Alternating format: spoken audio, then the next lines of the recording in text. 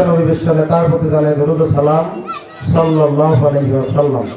প্রিয় উপস্থিতি, আমি শুরুতেই সূরা আল ইমরানের 104 নং আয়াত তেলাওয়াত করেছি। আল্লাহ রাব্বুল আলামিন অত্র আয়াতের ভিতরে বলেন, ওয়াল তাকুম মিনকুম উম্মাতি ইয়াদউনা ইলাল খায়র। আমার উম্মতের মধ্যে এমন একটি দল থাকতেই হবে, বাধ্যতামূলক অবশ্যই থাকবে। তারা আল্লাহর পথে মানুষকে আহ্বান করবে, ওয়া ইয়ামুরুনা বিল মারুফ, সৎ কাজের আদেশ দিবে, অসৎ কাজের নিষেধ করবে। আল্লাহ বলেছেন, উলাইকা হুমুল মুফলিহুন, তারাই হচ্ছে সফলকাম। প্রিয় উপস্থিতি, আল্লাহ রাব্বুল আলামিন অত্র আয়াতের ভিতরে সফলতা হওয়ার জন্য শর্ত দিয়েছেন তিনটি। এক নম্বর শর্ত হচ্ছে, আপনি যদি রাসূল সাল্লাল্লাহু আলাইহি সাল্লামের উম্মত হয়ে থাকেন, আল্লাহর দলের ব্যক্তি হয়ে থাকেন, মুসলমান হয়ে থাকেন, তাহলে আপনাকে তিনটি শর্ত অবশ্যই মানতে হবে। এক নম্বর শর্ত হচ্ছে আল্লাহর দিকে মানুষকে আহ্বান করতে হবে। দুই নম্বর শর্ত হচ্ছে সৎ কাজের আদেশ করতে হবে। আর তিন নম্বর শর্ত হচ্ছে অসৎ কাজের নিষেধ করতে হবে। আল্লাহ বলেছেন, এই তিন শ্রেণীর কাজ যারা করবে, এই তিনটি শর্ত যারা পূরণ করবে, উলাইকা হুমুল মুফলিহুন, তারাই হচ্ছে সফলতা, তারাই হচ্ছে সফল কাম। তাহলে এই পৃথিবীতে কেউ ব্যর্থতার গ্লানি নিতে চায় না, সকলেই সফলতা অর্জন করতে চায়। কি আমরা কি সফলতা অর্জন করতে চাই না? দুনিয়াতে মানুষ সবচাইতে সম্পদের পিছনে আর সম্মানের পিছনে বেশি দৌড়ায়। আপনি যদি সম্মানের চিন্তা করেন, তাহলে সবচাইতে সম্মানী ব্যক্তি হচ্ছে, ক্ষমতাধর ব্যক্তি হচ্ছে, সেই হচ্ছে আমেরিকার প্রেসিডেন্ট ডোনাল্ড ট্রাম্প। আর যদি সম্মানের দিক দিয়ে চিন্তা করেন, তাহলে অনেক অর্থশালী ব্যক্তিরা এই পৃথিবীতে আছে, কিন্তু এগুলো হচ্ছে সামান্য মূল্যহীন। আল্লাহর কাছে এগুলা মূল্যহীন, ক্ষণস্থায়ী। কিন্তু চিরস্থায়ী সফলতা হচ্ছে আপনি একজন মুসলমান হিসেবে শর্ত মেনে চলতে হবে তিনটি। কয়টি? এক নম্বর শর্ত হচ্ছে আল্লাহর দিকে মানুষকে আহ্বান করতে হবে। দুই নম্বরে সৎ কাজের আদেশ দিতে হবে। আর তিন নম্বরে অসৎ কাজ থেকে মানুষকে বিরত রাখার নিষেধ করতে আপনাকে হবে। এই কথা আল্লাহ বলেছেন। এর বাইরে চললে সফলতা পাওয়া জীবনেও সম্ভব না।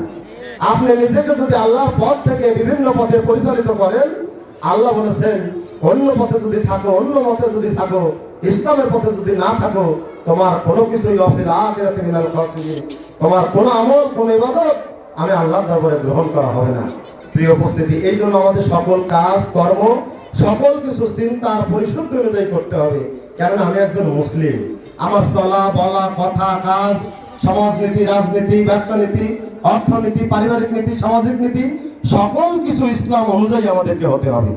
এর বাইরে গেলে সফলতা পাওয়া সম্ভব নয়। প্রিয় উপস্থিতি, আমরা এসেছি বাংলাদেশ জামাত ইসলামীর পক্ষ থেকে এমপি পদপ্রার্থী মৌলানা আব্দুল হাকিম ভাই। আপনারা অনেকেই তাকে চেনেন, দেখেছেন, তার বক্তব্য শুনেছেন। তিনি বড়াইগ্রাম আসনের ভাইস চেয়ারম্যান ছিলেন, ভারপ্রাপ্ত চেয়ারম্যানের দায়িত্ব পালন করেছেন এবং কাউন্সিলরের দায়িত্ব তিনি পালন করেছেন। সেই আব্দুল হাকিম ভাইকে এবছর বাংলাদেশ জামাত ইসলামী, মাওলানা আব্দুল হাকিম ভাইকে জামাত ইসলামীর পক্ষ থেকে এমপি মনোনীত করেছেন গুরুদাসপুর এবং বড়াইগ্রামের আসনের পক্ষ থেকে।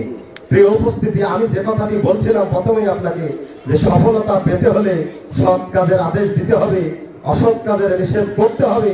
সৎ কাজের আদেশ যদি করতে চান, অসৎ কাজের নিষেধ যদি আপনি করতে চান, তাহলে সমাজের নেতা নির্বাচনের ক্ষেত্রে আপনাকে সৎ এবং যোগ্য ও খোদাভীরু নেতাকেই নির্বাচন করতে হবে।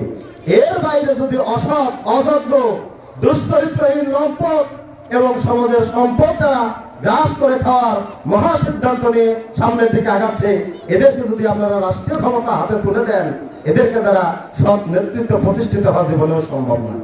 আল্লাহ রাব্বুল আলামিন এ ব্যাপারে সূরা নিসার 59 নম্বর আয়াতে বলেছেন, আতিউল্লাহ আতিউর রাসূল উলিল আমরি মিনকুম, তোমরা আল্লাহর আনুগত্য করো, রাসূলের আনুগত্য করো এবং তোমাদের পরিচালক যিনি তার আনুগত্য করো।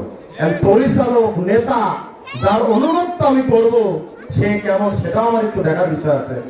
আল্লাহ বলেছেন, তোমার ওই পরিচালকের আনুগত্য তুমি করো যিনি মসজিদের মেম্বারে দাঁড়িয়ে ইমামতি করার যোগ্যতা রাখে।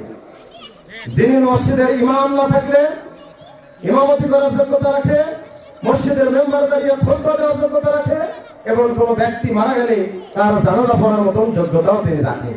এমন নেতা যদি নির্বাচন করতে পারেন, তবেই সমাজ থেকে অসৎ, অযোগ্যতা দূর হবে এবং শান্তির একটি সমাজ প্রতিষ্ঠিত হওয়া সম্ভব। প্রিয় উপস্থিতি, বাংলাদেশ জামাত ইসলামের পক্ষ থেকে গুরুদাসপুর বড়াইগ্রাম আসনে আমাদের পক্ষ থেকে জামাত ইসলামের পক্ষ থেকে গুরুদাসপুর বড়াইগ্রাম আসনে মৌলানা আব্দুল হাকিম ভাইকে এমপি প্রার্থী মনোনীত করেছেন। প্রিয় উপস্থিতি, সেই ব্যক্তিটি কোনো মাহফিল সুস্থ থাকা অবস্থায় মিস করে না। তার শারীরিক অসুস্থতার কারণে ঢাকায় চিকিৎসারত অবস্থা আছে। আমরা তার জন্য দোয়া করবো, আল্লাহ রাব্বুল আলামিন যেন তাকে দ্রুত শেফা আজেলা দান করেন। কিন্তু তিনি বলেছেন নাজিরপুরের পক্ষ থেকে যারা আমাদেরকে আজকের প্রোগ্রামে অতিথি হিসেবে দাওয়াত দিয়েছেন, আমার সালামটা তাদের কাছে পৌঁছে দিয়ে আসা। প্রিয় উপস্থিতি, এরপর